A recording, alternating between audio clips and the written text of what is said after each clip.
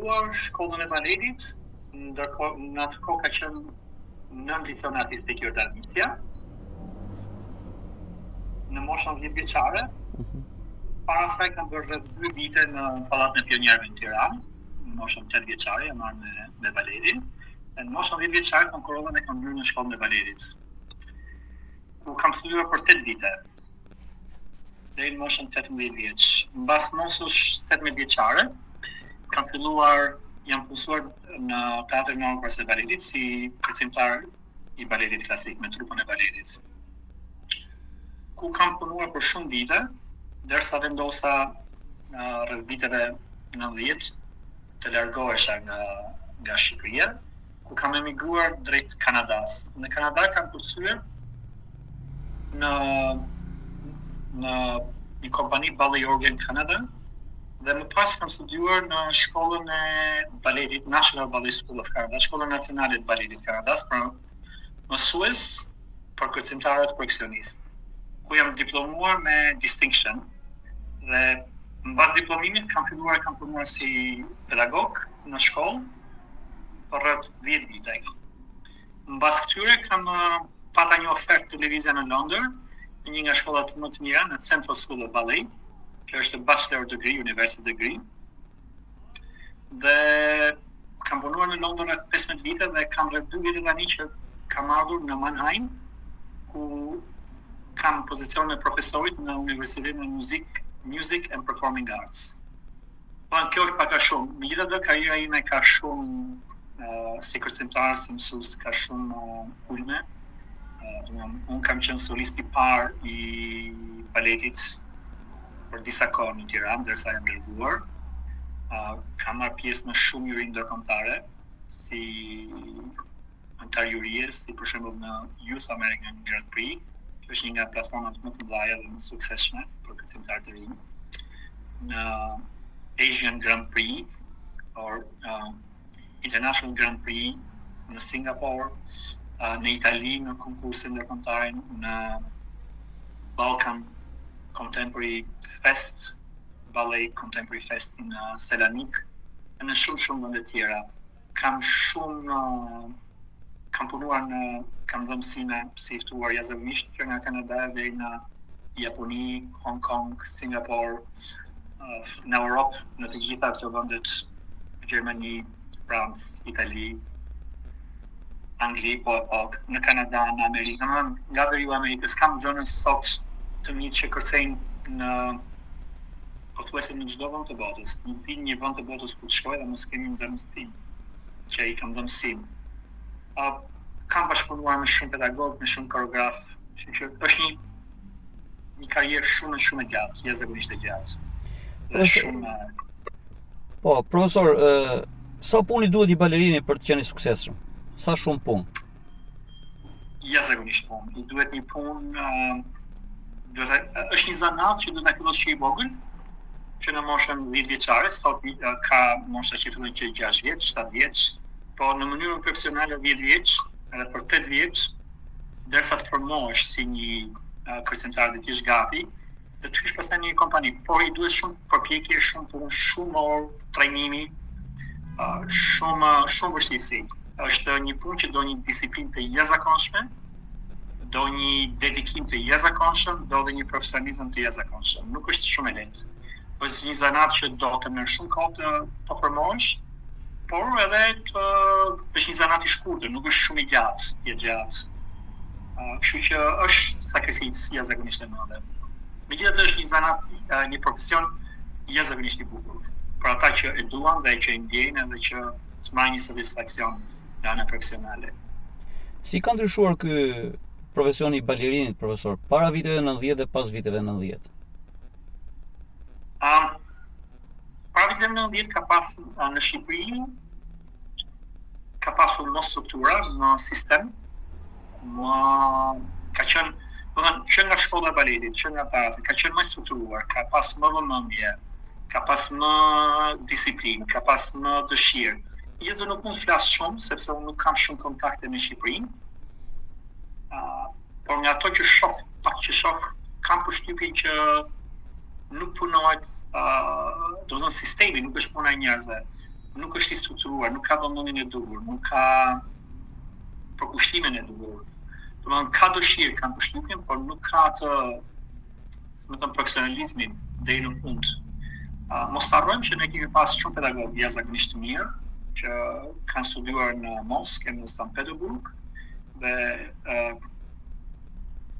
fatmirësisht për Shqipërinë e vogël kanë sjellë një shkollë jashtëzakonisht të mirë në Shqipëri, por me kalimin e viteve brezat janë ndryshuar dhe nuk jam në shumë në gjendje të them që sa kjo traditë vazhdon, domethënë ai brezi pedagogëve shumë kanë fatkeqësisht kanë ndruar jetë ose janë të pensionuar.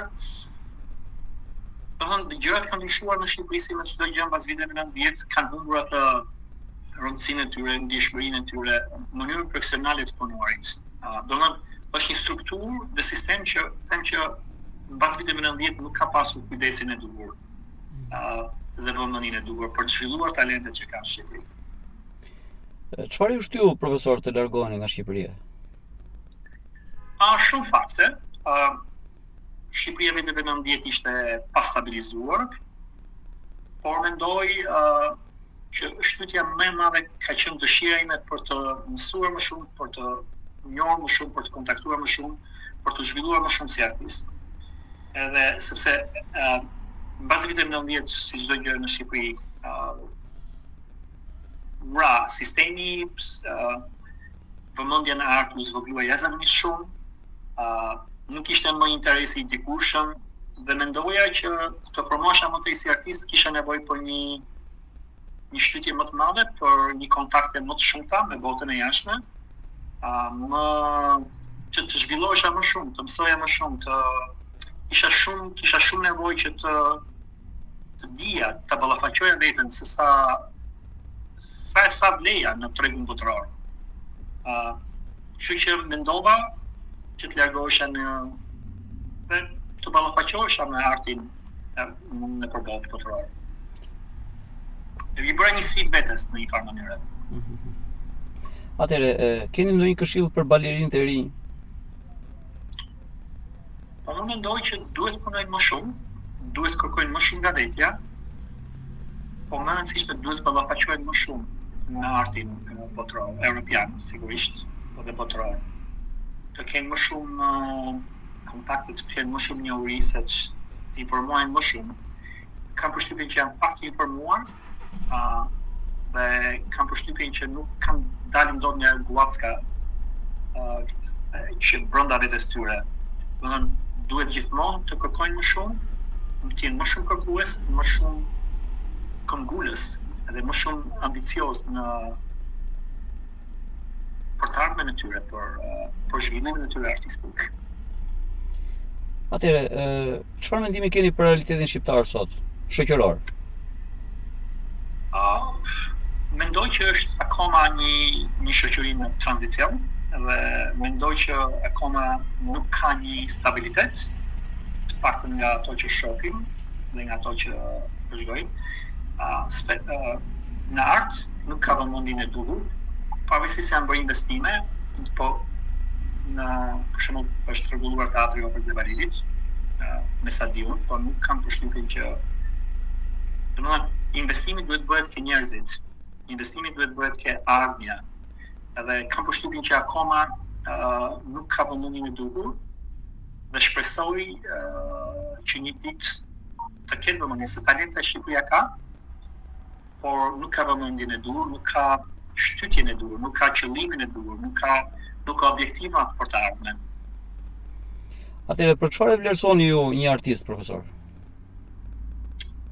Një artist vlerësohet gjithmonë për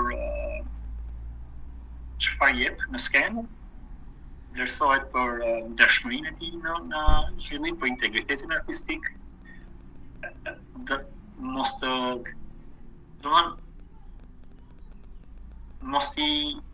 jetë i varur nga politika, mos jetë i varur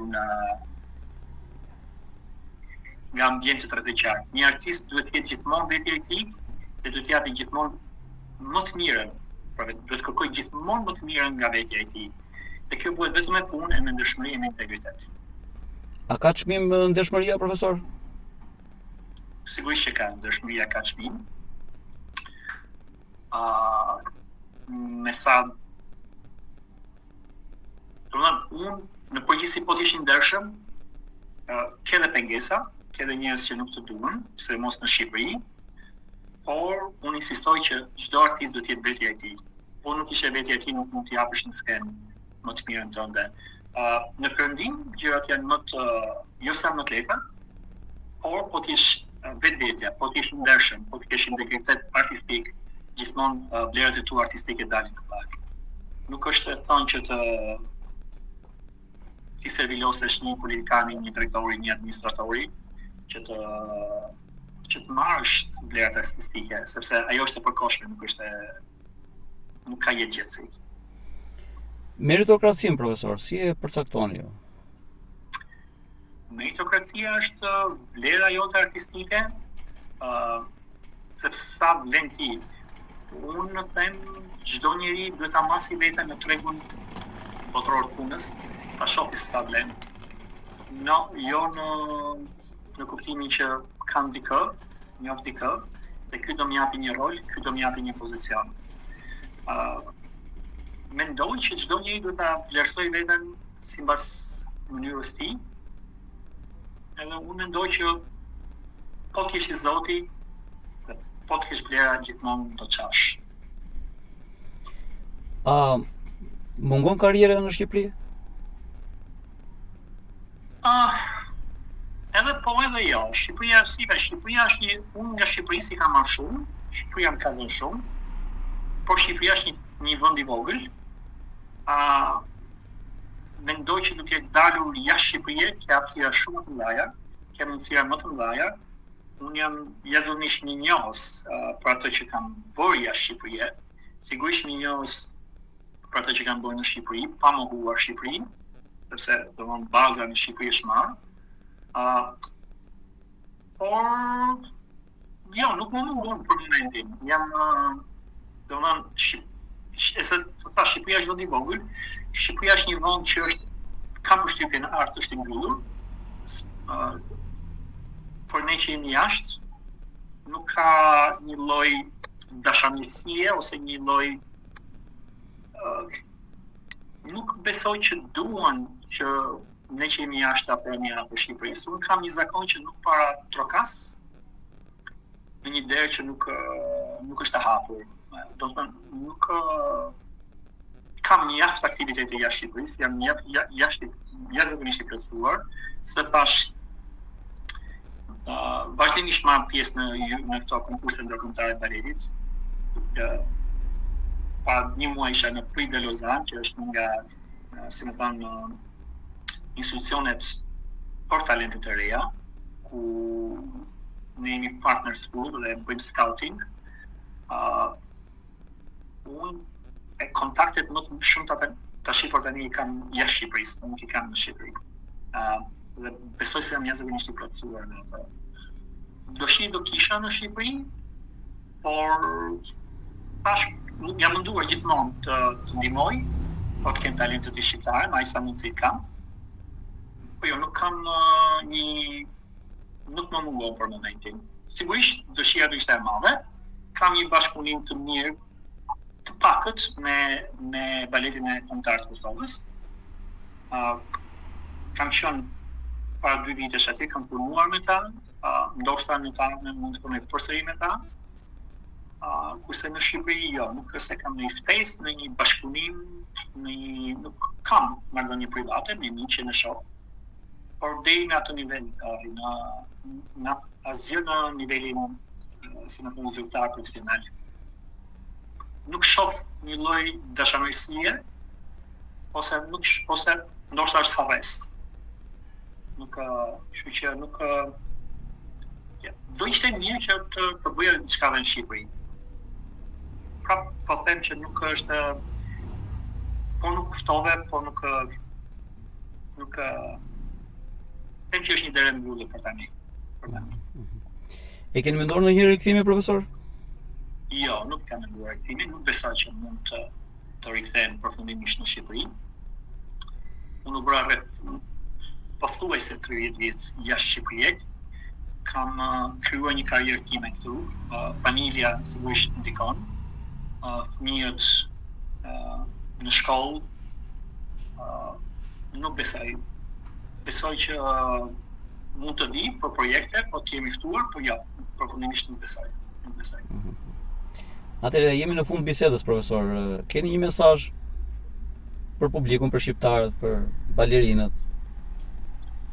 Unë them që, siç e theksova gjatë gjithë kësaj interviste, që të punojnë vazhdimisht të ketë një strukturë, një sistem, të ketë një bazë profesionale, që të punojnë me baza, sepse Shqipëria ka shumë talente, por këto talente duhen stimuluar më shumë, duhen stimuluar nëpërmjet investimit artistik.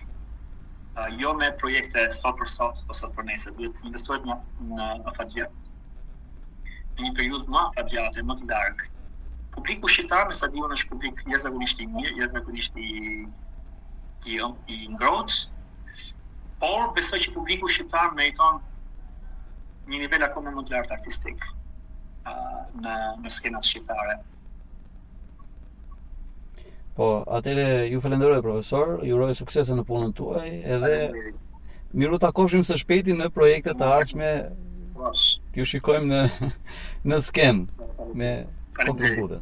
Kënaqësia më e madhe të bëjmë Shqipëri me projekte, po derisa të vi një ftesë, do jetë kënaqësi. Edhe po mos ketë, prapë unë në Shqipëri vi vazhdimisht, Shqipëria aty është, Shqipëria më mungon si vend, kënaqem shumë kur vi, por vi takoj familjar, shok, miq.